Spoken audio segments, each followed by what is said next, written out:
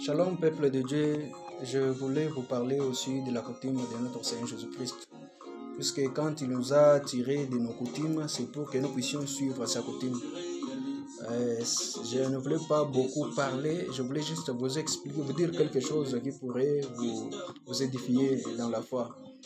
Notre Seigneur Jésus-Christ, si vous lisez dans Luc 22-39, là-bas on nous dit que le Seigneur Jésus-Christ avait une coutume. Et sa coutume était de monter sur les montagnes pour prier. Il avait la coutume de monter sur les montagnes pour prier.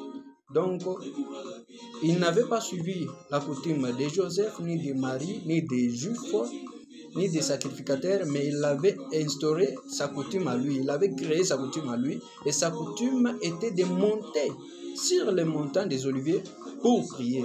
Si vous savez, le début de son ministère, il a d'abord fait le 40 jours de jeûne et prière sur la montagne.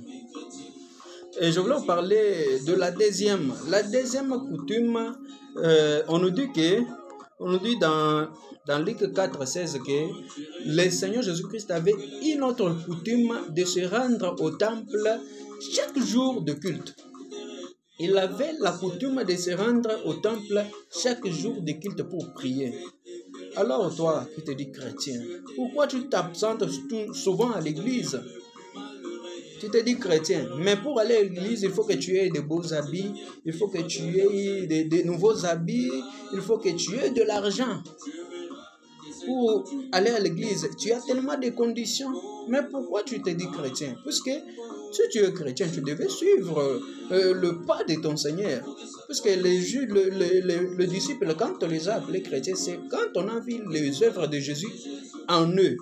C'est là qu'on les a appelés chrétiens. Si toi aussi tu te dis chrétien, il faut faire ce que ton Seigneur faisait quand il était sur la terre, dans sa chair de Jésus-Christ. Il faut faire ce que lui faisait aussi. Toi qui te dis chrétien, c'est à toi que je voulais m'adresser ce soir. Te dire que ton Seigneur avait la coutume de se rendre à l'église chaque jour de culte. Il se rendait aux synagogues chaque jour de culte, selon sa coutume. Il montait sur les montagnes pour prier, selon sa coutume.